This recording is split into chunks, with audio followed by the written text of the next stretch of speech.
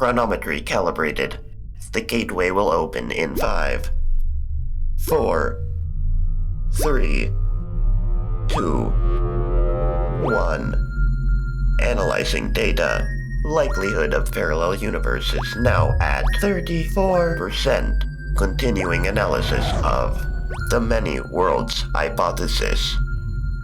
So we're heading up to camp this weekend, and my honey says, Stevie's got a movie I never watched, and it's a good one, about Maina boys, good Maina boys. They made it off of Stevie's The Body, what I read as a child in Bangor, where Mr. King got himself a real picture of a home. So I went down cellar, got the old DVD player, then we gone out to the car and drove us over to the Hannafords to the Red Box. And no sell, they's got some Bruce Willis geezer teasers. So honey says, maybe Glenn Pelletier's got a copy. Sure enough, we drive on over and he's got one. We get to talking, and Jesus Christ, that one's got a mouth on him. Friggin' this and fucking that, and we just about couldn't get out the dooryard without our ears getting stove in with him cussing. Well, on our way home, we saw the most beautiful deer you ever saw. Cunning little one, too. Don't come near the road. And we couldn't wait for camp, so we watched the darn thing right there. Whole thing's these boys going through the Maine woods and talking about Portland and whatnot. Real warm and cozy and sad. Nothing scary, no clowns. But then, at the end, they show Mr. King writing the whole thing. My honey says, wait a minute, they ain't Mainers. This movie's in Oregon. Welcome, everyone. I'm DemonMama, and joining me today is the lovely Gayfesh. Hello. And Moss. Hello. And we are discussing Stand By Me, the Rob Reiner, Stephen King, definitely totally not Maine crossover film. Welcome, everyone. I genuinely thought it was set in Maine when I asked you to do that intro. I think it was probably like an issue of like child labor concerns. It's easier to get kids from Los Angeles to Oregon than to Maine for filming, and they filmed this in Oregon, so, you know. I'm telling you right now, it's set in Oregon. They talk about Oregon. It is the most Mainer movie you can possibly imagine in just about every damn way, which I will go into in full as the resident maniac. Didn't you like live not far from Stephen King when you were up there? I literally lived 3 houses down from his giant mansion. And wow. Not in a mansion. His mansion is on a really, really wealthy side street that cuts between 2 really major roads in Bangor. And so I was staying right there on one of those 2 streets in a old school New England, lumberjack boarding house turned apartment, which is a thing that you don't see out here at all. There are no such places like that. Up in Maine, there's these apartments that are like, they're ridiculous square footage, but they are the weirdest places you'll ever live. And so I was living there, and it was like anytime we wanted to walk across to the stores or whatever, we'd go right past his house. So did you ever go in like a group of a bunch of little kids and he was just like sitting on the porch looking out and going, yeah, okay, here comes another story. I'm just looking at them. Yeah, there you go. I'm just asking. No, honestly, the thing is, most of my life, when I was younger, and I didn't live over there when I was younger, to be fair, I did kind of live close when I was young too, but he doesn't actually, as I understand it, he doesn't really stay there all that often, even though it is an absolutely awesome house. For those who don't know, he has this really famous mansion right there, and it's a big red and black old school New England home, and it has this cast iron fence with bats and gargoyles and spikes on the tips of the bars of the fence. And I don't know how long ago he put this in, but there's also an absolutely incredible art display in the front yard. It's an old tree that has been carved down into a whole bunch of different local legends and mythological figures, everything from native to general down east rumors. It's really cool. It's a really cool place. But I'm yeah. looking at a picture of this, and I swear to God, I think the new It movies, I think the little haunted house that they go into, I think they based it off of his house. Oh, that wouldn't surprise me. Yeah, it's very iconic, and there's definitely some like cringe around it. Like there's like this like obvious tourist bait type stuff. There's these things called King tours that you can go on. And I said I went on a Stephen King tour a few minutes ago, but I mean I went and did it myself. Like I didn't pay a service that has It the Clown painted on the side of a shitty van. Yeah. Sure, which is a real thing where they charge you like $150 to pick you up at the Bangor airport and then drive you around and go, oh yeah, this is Stephen King's house, and here's, That sounds like a murder scheme. Yeah, I mean, well, it's not that. Look, Maine is not. I'm not getting into it's not any that scary. With the clown on the van, listen. Yeah, exactly. No, we're not doing that. No, but it is kind of funny, and there's a lot of really cool stuff. Like, I mean, I could go on forever about all the Stephen King related. I probably will, but let's get into the movie. I don't want to monopolize with too much. How did we all like this one? I liked it a lot, actually. What were your first thoughts? So I think that there's a lot of different things about this. And one of them is that like media that depicts children can be so vacuous nowadays. It's like, obviously this movie is rated R. It's not for children. Like you don't want to encourage the kids to steal cigarettes and guns. But it is just so interesting, and it feels so relatable in a way that I think a lot of other media with children in it doesn't feel. Like, you know, I didn't grow up in the 50s and not even in the 80s when this was originally like filmed. And of course, like I was also not assigned male at birth, so I didn't have like male friendships. So there's that interesting dynamic as well of like my assumption that male friendships are not emotional, but like Chris and Gordy have a really emotional relationship. They're like very mutually supportive, and they're all going through some very real shit. Like they're all like, I've got issues with my dad, or I've got issues with my brother. Like they're all going through something very relatable. And I don't know, I guess like the way that children are written in a lot of modern media is just like, just completely unrelatable. Like that has nothing to do with my childhood or any kind of reflections of like how children interact with the world, how they perceive the world. And yeah, it's just like an interesting snapshot of what I guess Stephen King is imagining. Well, no, I guess he would have been, I don't know what year he was born, but like the Stephen King's version of what it's like to be a boy in the 50s, you know? Yeah. Oh, this movie feels very biographical. He was born in 47. So yeah, that would have been the time he grew up. Okay. Yeah. That's his childhood. He's just writing about himself. Yeah, for sure. I didn't check this before we started recording. I really should have, but I was pretty sure that the story, The Body, which this is based off of, is actually based off a real experience he had with seeing a dead body. And that I would believe that 100%. I think it was a dead animal, though. It might have been a dead animal, but I think that's what it was. But I think this movie is the best adaptation of Fellowship of the Ring I have ever seen. I can see that. Yeah, Chris, like you, and you might be thinking if you're stupid that, oh yeah, Vern's kind of like Samwise. No, I'm sorry. No. Vern is not Samwise. Chris is obviously Samwise. Now, he doesn't have the goofy, fat kid thing that Samwise is going on, but he is the heart and soul of the movie. He's the one who is like the ride or die friend for Frodo. I mean, Gordy. They're going off on an adventure and running into different perils along the way. They go through the bog and almost get eaten by fish, and a giant beast goes down the road at them, and they have to jump off and hide. No, it's very, very much whatever happens to adventure movies. We don't make those anymore. Like it's always like there's something and that everybody has to go deal with, and that's the focus of the movie. Whereas like here, sure, like they're thinking about the kids, but it's not about the dead kid. It's about the four of them and their relationship, and they're just going on a series of adventures. They have to be chased. They have to go through a junkyard and get chased by a dog who's actually a lot nicer than they were afraid of. He was a golden. He wasn't going to sick balls. It's low stakes. Yeah, it's low stakes, but it's an adventure movie. Like, and we just don't have those anymore. Did they like change something in the environment in Oregon in the 80s? Kids were just, you had Stand By Me and the Goonies, and that stopped now.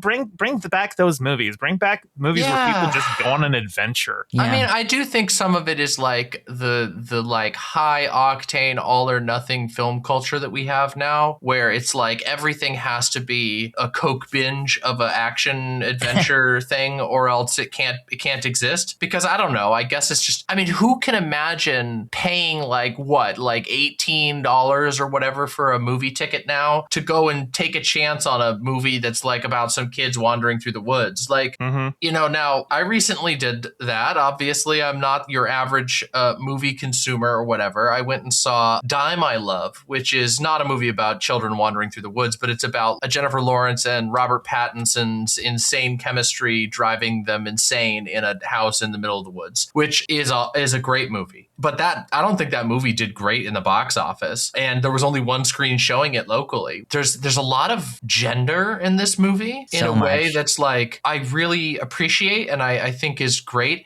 Specifically, I wanted to talk about the fact that like there's this juxtaposition between the older kids gang and the younger kids gang, not just as like just sort of random antagonists, but rather as we see like some of the same behaviors of the older kids emulated in at least aesthetics. You know, they're calling each other names and whatever, but for the kids, They're smoking and yeah, the smoking and stuff like that. For the kids, it's a purely aesthetic layer to an otherwise incredibly vulnerable relationship in which they all are really capable of delving into one another's fears and concerns. And we see the opposite of that with the like adults gang, where there is like this dominant structure of like a, you know, Ace as this tyrant who just completely plows over the concerns of the other people in his gang. And they almost become like not characters at all. Yeah. The only character you really end up with out of that gang that has any depth is Ace himself. And even that is just like his role as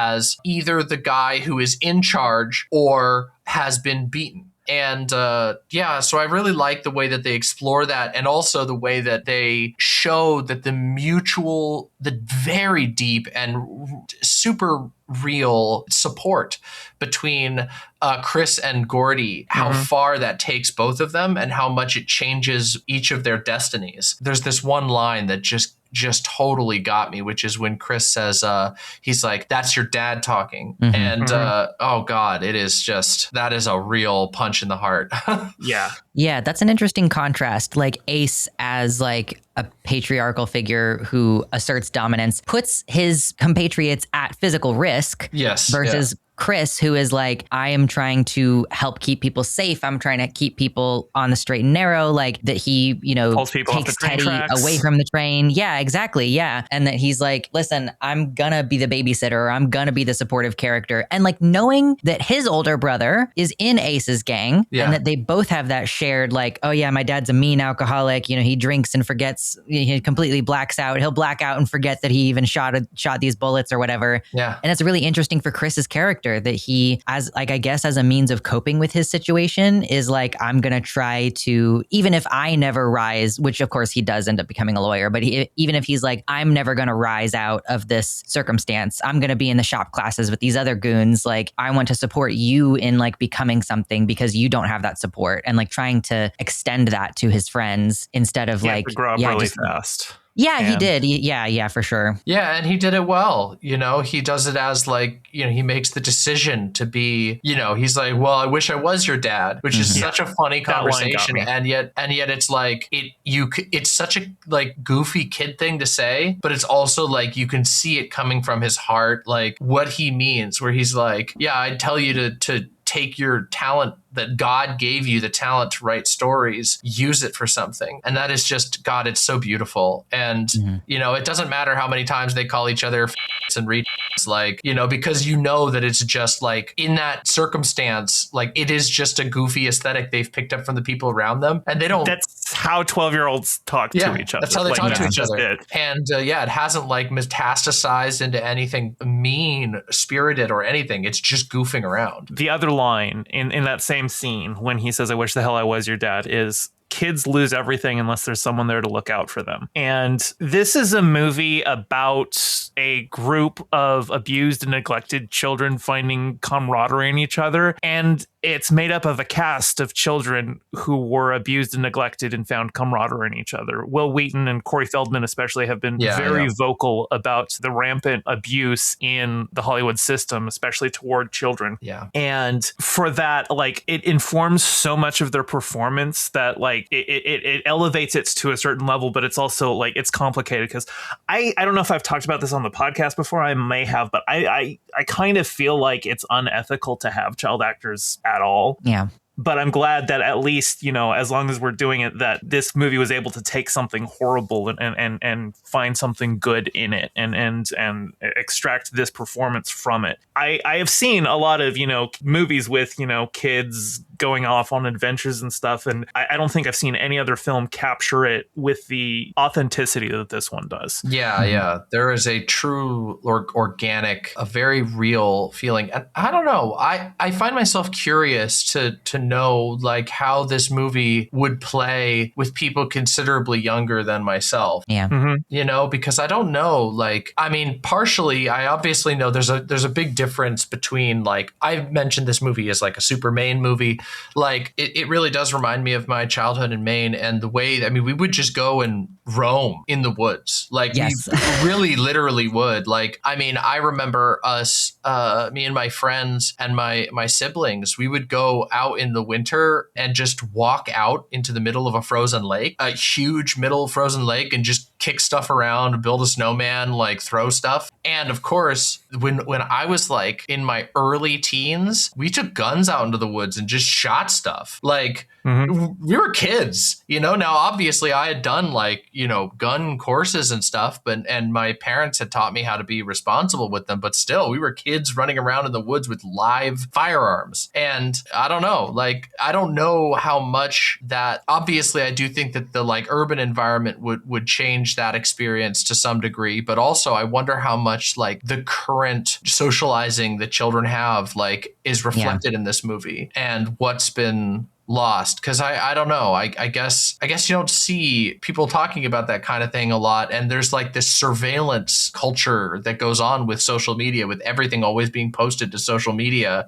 that like people can always find out. And the idea of like doing a 4-way parent trick of saying you're all over at somebody else's house is like, that's like unthinkable. It feels like you'd have like your AirTags or your Find Me on your iPhone turned on after 30 minutes. Yeah. And the juxtaposition being that like it's actually safer now. Like kids don't get abducted now at the rate that they did in the 80s. Yeah. And I don't know if that's like we got them on the screens. Like, you know, we discourage them from going outside. We provide them with enough entertainment inside, and like the climate is getting worse. So like, you know, in the middle of the film, they sit at the junkyard for a while, and I think it's like because it's the hot part of the day. Yeah. Like they're like, yeah, let's not trudge through the woods during the hot part of the day. Let's sit in the shade and drink water and get some snacks. But it's worse now, like especially in the summer. Like I'm from Kansas, and it's, you know, still gets hotter than hell up here in Oregon, having just moved here, but at least it doesn't get hot until the middle of the afternoon. But yeah, it's like there's so many factors keeping kids from going outside. There's surveillance, and like I don't actually know if you're more likely now. Probably you are more likely nowadays to have the cops called on you, the parent, for letting your kids have unsupervised time outside. Yeah. Or there's going to be, you know, NIMBYs in your neighborhood who are going to yell at your kids or try to grab them by the ear and try to get your kids in trouble for just like existing physically outdoors. And all the stroads that we all live near. Like I don't live in a walkable neighborhood. So yeah, there's so many things. There's an urban and rural divide, and there seems to be a generational divide in some ways as well. I guess I'm interested in seeing more of if this type of life is lived by anyone anymore. And yeah, I do think there's been some things like, you know, some levels of safety have been improved, but I think also it's opened the door for other types of danger that are harder to detect and harder to talk about, and that are like, you know, the type of weird internet stuff that people get up to. And then of course now we have like this, we're recording this episode on the cusp of like yet another major company announcing that they're going to demand like facial scans and ID scans to use their app at all, which is just like, what about that? Like, are kids really safer if their face and biometrics and ID has been recorded and held by a private company run by a psychopath? You know, a company that just recently had a massive data breach. Yeah. And I shouldn't say that just Discord or whatever is run by a psychopath. I mean, the companies that they send this third-party info out to, which is all like Palantir. Like, is it actually a better world if kids are like for their entire lives monitored and tracked and profiled? I don't know. I really preponderance of ring cameras. There's an inherent like authoritarianism to this helicopter parenting becoming the default of not letting children experience any kind of freedom whatsoever. And you don't let them become a full person if they don't get to explore who they are outside of you. They can't do that with the surveillance state operating and like controlling their every move. It doesn't work like that. And that includes risk. And they should be able to take risk. Like your kid's going to break their arm skateboarding. Yeah, of course, you don't want to have to pay for the medical bills. And that's maybe part of it is like, oh no, if I have to take you to the doctor because you broke your arm, then that's like $10,000 or whatever. I don't know what it costs to break your arm, but I'll do it for free. Yeah. The fear with our children that they're going to come to harm. Obviously, we want to protect them, but we prevent them from becoming full human beings. And like you end up with kids who have anxiety and who won't take risks and who like won't even talk to people, or they're scared of like basic human interaction or of trying something new because there could be risk involved. Like, yeah, kids need like a safe amount of risk, which feels like a kind of oxymoron, but like controlled risk, I guess. Yeah. And I think this movie could be interpreted as like, oh, well, you know, like the line you mentioned before about like the kids lose what they have if they don't have someone, you know, there for them. That's not like it's not a rallying call to be a helicopter parent. It's a rallying call to be supportive and to encourage children to grow. And I mean, I do wonder too, like, you know, you were saying the risk calculation and all this sort of thing. But I think also there's an aspect that's like, even kids who do take a risk, the social environment has changed in such a way,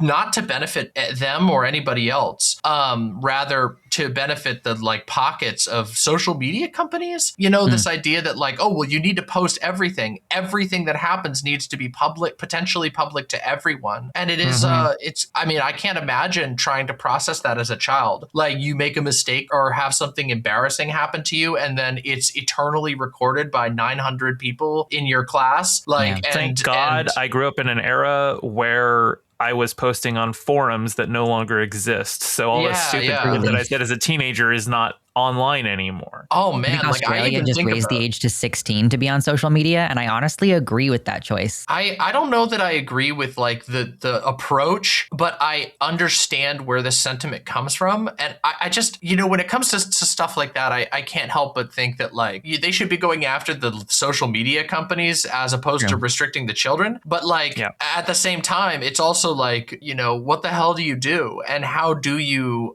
fix that? Like I you know, like you said, Gayfesh, like I think about, you know, Facebook coming to popular and public usage when I was in like the middle of high school, and how that was like such a, you know, before that there was like LiveJournal and MySpace, but it was very different. Facebook was the one where everybody was on there, and it was wild. Like the stuff that like the goofing around and stuff that you would post, and then you find out, oh, well, like all of my parents and friends' parents are on here now. Like there's this weird stifling effect, and it's strange that stuff can, like, it probably still exists, like weird posts you said to your friends and like problematic bullshit that you were goofing around with as you're learning to be a human being is like recorded and studied by a company and its AI things. It's very strange and dystopian, and it is wild to watch a movie that depicts such a different world. I feel like with the parenting, like there's got to be a happy medium. You know, this movie depicts absentee parents. It depicts neglect.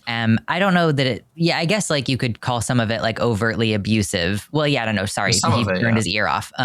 So some of it is overtly abusive, and like the complicated relationship that you have with a parent who you kind of idealize, even though they've harmed you, like with Teddy in particular. Yes. Yeah. But the very hands-off nature. I feel like Vern, we don't get a lot of details about his home life, but based on the way that he's dressed and the way that he behaves, I think he has probably the best parents of the group. And still, he is like a kid who's getting in trouble, basically. Like we're out here doing something we're not supposed to be doing. We're lying, we're testing boundaries in that way. And there's got to be some kind of middle place between where we're at now with all this overbearing, restrictions on where the kids can go and what they can do versus like, we literally don't give a fuck if you come home for 2 days.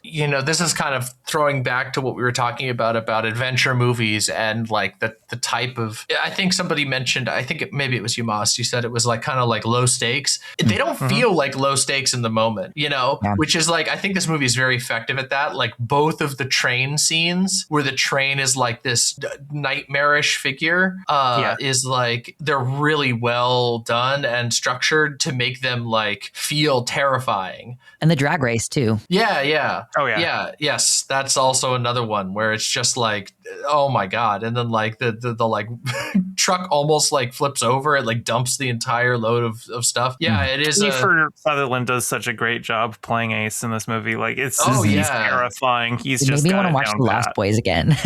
He reminded me in this movie of the main villain from Mad Max, the first Mad Max, Toe Cutter. It was just like, damn, like he really did play a great villain character, and yeah, that was a fantastic performance. And he never got his New York Yankees hat back. He I was didn't. so by that. That was so sad. And like they didn't have to overdo it, you know? They just you see Will Wheaton's face and he sells all of the emotions in that moment of like, well, there goes my brother's hat. And the kid's not even wearing it later. He probably just threw it in his closet. Like, man. It's terrible. It's so cruel. Yeah. Yeah. What do we think about Danny? Like the older brother who's like trying to step in as the figure, and like where is him and his friends, the wholesome kids in the town? Fucking Ace. Yeah. That was John Cusack as Danny, right? Wow. You're right. It is. Yeah. He was only in it for a little bit, obviously, because he's dead. But he had a really good dynamic with Will Wheaton. I think they played off each other really well, and he seemed like he was trying. Like he knows he's the golden child, but he's trying his hardest to make sure that if his dad's not going to be there for his little brother, he's going to be there for his little brother. He's the one who, when his dad only wants to talk about, Denny playing football, he's like, hey, Gordy wrote a really good story. You should check it out. And especially like that whole sequence and the way that Gordy is dealing with his parents being absentee, because they're still in mourning and they haven't figured out how to do it. But another thing, even when Denny was alive, like that dad is a neglectful asshole. He was kind of invisible. Yeah. Not just invisible, he's actively discouraged. I mean, he basically, there's this, Gordy has this, fixation on being weird and being perceived as, and it's a great touch at the end, when his kids are like, yeah, my dad's weird when he gets into writing. And it's like, he's able to just kind of take that as like almost a compliment. And it just shows like how much he's grown from this person who was like made to feel by his father ashamed of the way that he moves in the world. I find the role of the dead in this movie to be very interesting. There's like two ends of the spectrum, which is like Denny being like a spirit that's watching over you from above, and then this like sort of mysterious kid who nobody really knows and we never learn almost anything about him, but the entire town is kind of like obsessed with. He's like the traditional ghost. And yet, when they get there, the kids all have this realization like, oh, this really was like, specifically Gordy, he's like, oh, this is my brother. I'm looking at my brother. And, they decide that they don't want anything to do with the glory or whatever of finding it. And they just do the anonymous call. And they do the right thing. They do the right thing. And it's like, but it requires them to make it requires Gordy to make that connection to like his own dead brother and like realize that like this dead person also has a story, also had connections like I did to this person. And there's also this scene, and this connects to what I was talking about like his relationship to being who he is and his interests being abnormal, is when the shopkeeper in the little general store asked him like, well, what do you do? And he said, oh, I guess I don't know what I do, and it's like he has this moment of being like, he's clearly an amazing storyteller and a writer, but he's not able to feel proud of that because of the way that it's like treated in the society. And it's very heartbreaking, and it's great to see at the end. Yeah, go ahead. Briefly, it's because we're talking about him being a writer, is the Barfarama scene. Yes. Yeah. I have that in my notes as like, that's one of the biggest things I wanted to talk about. I think the funniest part of it is when it's over and everyone cheers and then they ask what happens next. And he's like, nothing happens next. That's the end of the story. And all of these kids who loved the story and cheered for the ending, once they find out it's over, they're like, oh no, that sucks now. And I'm just like, one of them was like, oh, I thought it was good.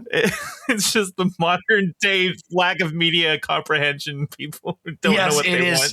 It is a perfect depiction of like the critical process, which it is, I can't help but feel it's a nod from everyone involved in the production of this movie that like you need an audience to listen to your thing. It's absolutely essential. And it's also very essential to get their feedback, but their feedback is often going to come in forms that are totally stupid and do not understand the thing that they're talking about. And also like you have to take it with a grain of salt. Like it is just, I love that scene so much. I love their reactions. I also love the way that like Vern, he takes a detail in the story and then starts like going off about some random irrelevant crap that has nothing to do with Did he have to pay to get into the contest? That was like his one question. And the other one where he's like, oh, my cousin has a glandular issue or whatever too. And it's like, okay, well, we're not talking about your cousin. Did your cousin do anything interesting? No. I'm almost positive Vern was autistic. Like that was my read on his character. I felt like the ending of the Barfarama thing with all the kids like, oh, what happened next? And Teddy's like, oh, he should have gone home and shot his dad or whatever. It that genuinely said a lot about Teddy. It sure did. It genuinely reminds me of the actual end of the story, where in the epilogue, it's like, oh, fucking Teddy died in a car accident and Vern is a forklift operator and Chris Chambers, he did good for himself. He became a lawyer, but then he got stabbed in the neck. It's like, what?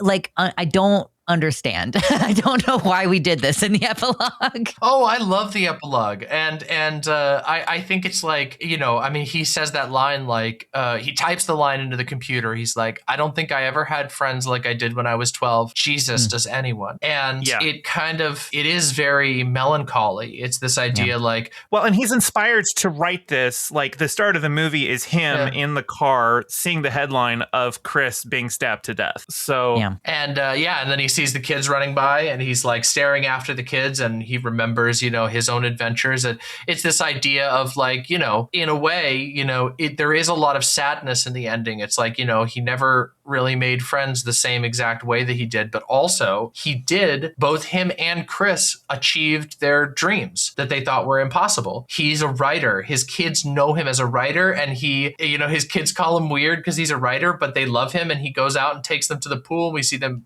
playing at the end. It's a very bittersweet ending, but I think it leans towards the sweet. Even though everyone died, that's what happens in life. Life moves on and everybody, passes away eventually. There's the connection that those earlier moments, those pivotal moments of like supporting one another carried forward into the future and changed their futures, unimaginably. And I guess there's an element too where it's like your childhood, you never get it back. Like, you fall in love when you're 15 and you're never going to feel that way again. And it's not because it was like life-changingly special when you were 15, but it's like that particular neurochemistry that you have or the particular circumstances that you're in, like you don't get it back. And that's kind of okay. I guess is the sweet part of the bitterness. Yeah, it's unique. And you have those friends and different things apart. And I do think that part too, what you're talking about, it's like, oh, well, the friends died and whatever, and I didn't talk to them for 12 years or something like that. Like there is an aspect of that shows, I think it's kind of pointing to a bigger issue, which is that like people in our society and society at large, adults do have problems connecting, that they have problems being as vulnerable as they were when they were children. It's a very bittersweet ending. And there was something I wanted to say about the lard ass story. And also this movie's like wokeness, which it is. I think that this movie is a very, very quote unquote woke movie. And it doesn't have the general aesthetic indicators that you would associate with that. But I think at pretty much every junction, this movie seeks to provide commentary and analysis of the way that people treat those who aren't 100% normal, quote unquote, that don't live up to the standards of what we say, what society says you must do, which is pretty much every character in the movie. And I think it's a deliberate choice to have every character have these ideas about what a person is supposed to be and what you're supposed to do. And none of them really live up to it 100%. And they're the two examples of this I think are like the best examples of this, or the clearest I should say, is the lard-ass story. The story of like, even like in the story, like Gordy knows exactly what he's doing. He's telling a story about a kid who is being just ruthlessly mocked and how he gets his own 100% unique form of revenge that only he could really do. And it's hilarious. It's awesome. And everybody cheers for this kid. He is the unequivocal hero of the story. And his name is Lardass. And it's very on the nose. And there's another example of this too, I think, with the junkyard guy. The junkyard guy identifies each of the kids, and then he goes in on Teddy about his dad who is in a asylum, and it completely destroys Teddy. And there's this just heartbreaking, he was at Normandy. My father stormed the beaches at Normandy, and he's just crying for like an hour afterwards. And it's like the junkyard asshole who's like himself a clear, like a weird hermit shut in, the cruelty that he's willing to mete out on the children, and the cruelty with which he's able to just target this, like, it's not his dad's fault that he's crazy. It's not this kid's fault that his dad is crazy. Even if the dad did a crazy violent thing, it doesn't matter. What the hell are you doing? And, it's the kids' friendship that comes in to like heal that wound afterwards, that none of them are like, they're not digging in on him. They're all supporting him, that he's able to get through that and become stronger by sort of rejecting and repelling and fighting against this sort of pointless cruelty, this like identity-based cruelty. I don't know. I respect that part of this movie a lot. And that's the point where afterward, Gordy says, like, maybe this isn't supposed to be a fun time. We're going to see a dead kid. Like, it shouldn't be fun. That's like, maybe that's the bit in Fellowship of the Ring when Samwise goes, one more step and this is the furthest from home I've ever been. It's the sobering moment of it. The realization it's not all fun and games. We're actually we're doing something important here, and really important. Yeah. Like that they all need to learn, like they're all 12-ish. They all need to learn how to process grief and death. And of course, the whole story is Gordy's. Like it's about Gordy's need to process his brother dying. But they all are kind of going through that together. And, especially the scene where they find the body and it's like, oh, this is officially no longer fun and games. Like you said earlier, like this is a person who had a story, and like now we're here and witnessing it. And I think, the Gordy's talking about like, I don't know what was motivating me. I don't know what pressed me to feel like I needed to see this dead body. But I mean, maybe it goes back to like that, how do they process things when they are experiencing something for the first time? And death is such an enormous thing to confront for the first time, especially if you don't have any grandparents who die when you're younger. And like, if you have to wait until you're an adult to experience your first death, like I found that really difficult. So I just think it's really interesting that they all, they're trying to, it's the transition, right? They're transitioning away from their childhood in a way. Yeah, there's a coming of age story, for these, what we would consider, especially at this time, that you don't do like a coming of age story at age 12, but for these kids, they have no choice. They are being confronted at a very young age with serious things, and they are the ones who have to deal with it. I mean, God, they pull a gun to protect the corpse. You know what I mean? Yeah. Like Will Wheaton really sells that scene as like, it is his eyes that say like, I will kill you. Like I am prepared to like fight for this. Well, and it's especially just when Ace goes, you going to shoot all of us? He's like, no, Ace, just you. And it's like, oh, that's when Ace really, oh no, fuck, he will do it. Like, you've taken something important from me already. You're not going to take this from me too. Yeah, no, this is all the other thematic elements aside, fantastic performance from Will Wheaton in this movie. It's a heavy one. And I wanted to say, I guess I don't want to, if y'all have anything else like major and thematic to say, please take it away for a second. Otherwise, I have a couple of main things that I would like to talk about this movie. I've got a minor thing. Go for it. Get in. Yeah, go for it. So obviously, Will Wheaton today is best known for Wesley Crusher on Star Trek, but this film is was not the only film to produce a Star Trek actor. Jerry O'Connell, who played Vern, he voices Commander Ransom on Lower Decks, which means that we really just need to get Corey Feldman and Kiefer Sutherland some Star Trek cameos to round it out. And sadly, River Phoenix is no longer with us. He passed very young, but maybe Joaquin Phoenix can be in Star Trek. I'd be okay with that. Carry it forward. I have to tie everything back to Star Trek if there's any possibility of it. And I'm talking about a Will Wheaton movie. You know I was going to do it. When we're going to be, and we did Star Trek, and we did Star Trek again, and we're going to do Star Trek again in the future. So it's all good. So the main stuff. This movie, it takes place in Oregon, but it takes place in Maine in every way. First of all, the environment of Oregon and Maine is not so different. We're not so different, you and I. No, we're not so different. Portland, Oregon is named after Portland, Maine. But the real dead giveaway, and true Mainers, if you're a Mainer out there listening to this show, sound off in the comments below, okay? But the real dead giveaway is all of the characters' last names being the most like French Canadian names. We have LeChance, Duchamp, Cormier.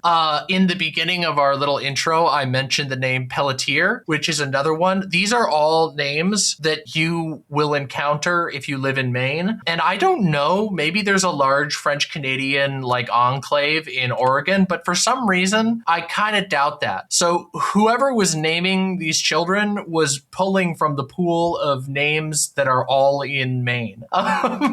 It is like the last names all being the French Canadian last names, which are just all over Maine. It was so funny to me, and it stood out immediately. I'm like, oh yeah, you got the boss Cormier is the main guy in Oregon, really? Okay, I mean, I'm not gonna say it's not possible, and all kinds of things happen. But if it was just one, it would be all right, okay, there's a French Canadian last name out there in Oregon, but all of the characters except for one having French Canadian last names is just like, oh, okay, we're in Maine.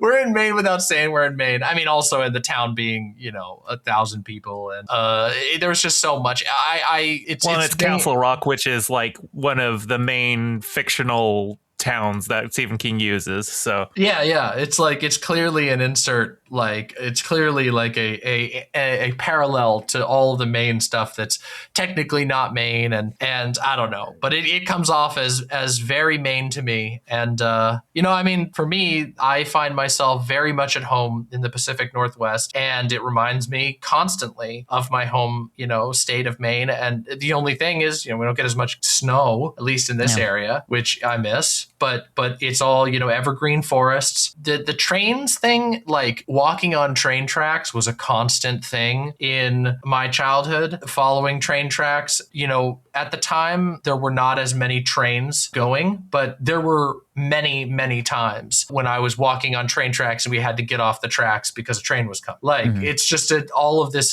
was very, there was a sense of nostalgia, of Mainer nostalgia that was going on the whole movie. But, sound off in the comments if you know, a Duchamp or a Cormier or a Pelletier, Yeah, so we don't have a lot of French people over this way. They all stopped. Yeah. They all went to Louisiana.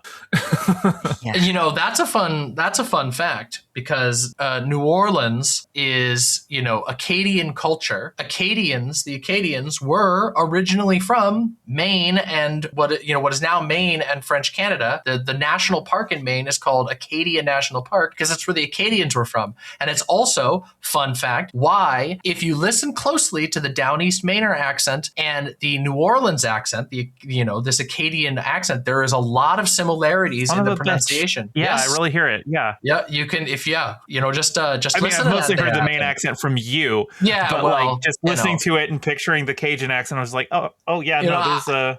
I don't have like a super thick Down East accent. I did not, the Down East accent. Yeah, I can put it on, I think pretty well.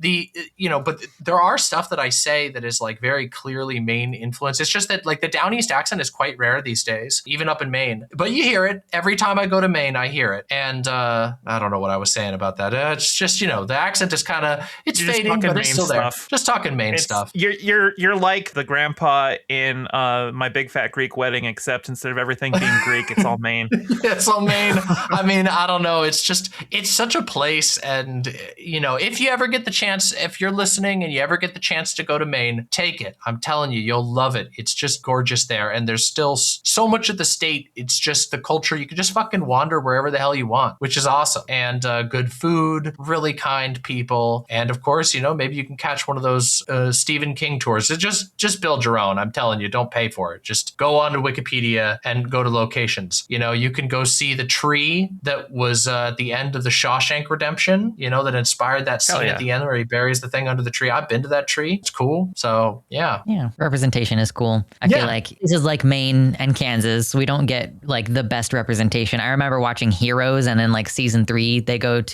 specifically to Lawrence, Kansas, and it's a fucking house in the middle of a cornfield. And I'm like, please kill me. Lawrence is one of the coolest cities in Kansas. Oh man. Yeah, Stephen King did a lot. He's a local hero in Maine for many reasons, but first of all, his story is Maine as fuck, but also he really did. He put a lot of Maine into everything he made, and it shows. And sometimes it feels like the only time people even remember that Maine exists is because they heard about a Stephen King thing. Well, this isn't going to be the last Stephen King story that Rob Reiner directs. I know we've got Misery coming up. But that's going to be a few movies down the line. Next, we are going to be doing the GOAT, the one, the only, The Princess Bride. Oh my God, I'm so excited. I'm so excited. I'm excited to watch this with the critic's eye, because I've never done that before. Oh, me neither. Good luck. Yeah, I've always just watched it to be like, oh, fuck yeah, let's watch Princess Bride again. Best movie. You got to watch it like annually at least. Yeah, I'm going to watch this several times, and at least the first time is just going to be, oh, fuck yeah, let's watch Princess Bride. Yeah. Yes. That's going to be fun. Oh, it's going to be amazing. Make sure y'all don't miss that podcast episode, because it's going to be fire. Yeah. Did we have any final thoughts before we wrap this up? Nothing thematic. Just, breakfast stuff like Twinkies and Pez and root beer. Yeah. Pez. That's all I got is dumb shit like that in my notes. The part where he's just like, he wraps up the beef and just carries it in his backpack in the hot sun all day. And then they're like, yeah, we're going to eat the beef. Oh man, those kids would have gotten so goddamn sick. Dude, I would have been traumatized by the leeches too. I would have been seriously traumatized. Yeah, the leech on his dick. Poor kid. Yeah, poor kid. So okay, this is actually a good place to end it. How many people have leech experiences? Because I'm learning that it's not all that common. I do not. I don't frequent the bogs. For me, it's like quicksand. It's something I saw in movies and thought I would run into as an adult, and I never did. Yeah. I've actually run into both, which is a whole thing. But leeches were like a fairly common phenomenon growing up. So for me, that scene was very over dramatized, but real enough. Like, the number of times I've taken leeches off myself and others in my life is quite notably high. But I realize that a lot of people don't ever have any run-ins with leeches. That they obviously they do tend to be like ponds, bogs, but lakes also. And that's where I usually got leeches, was in lakes. While you're swimming, you'll get a leech on you. They're a little creepy, but I kind of respect them. They're kind of cool. I feel like they're also usually smaller than the ones in the movie. Yeah. Oh yeah. Those ones, the ones that were in the movie were they were huge. I think they were like the African leeches that are these. There's this type of leech that people buy as pets and that are often used as a pet. It is a weird pet, but people there's a type of I'm trying to remember what it's called, but they're like kind of greenish, and those were the leeches that they seem to have in the movie. Real leeches, easier to get from the movie, yeah. I'm sure, yeah, because they're like there's like people breed them or whatever. But leeches in the wild, the ones I've always encountered are more like at maximum like the width of your pinky, and sometimes like at full length, the length of your pinky. Not like these gigantic fat monster leeches that are like we're used to eating like wildebeest and water buffalo and whatever. Yeah, well, I've never had a leech on me, and hopefully I can go through the rest of my life maintaining that. But quicksand is scarier than leeches, I can tell you that much. That's fair. We'll deal with that next movie. Yeah. So anyway, thank you all so much for joining us. I've been Gayfesh. I've been Moss. And I'm DemonMama. And we'll catch you next time. Bye. Bye.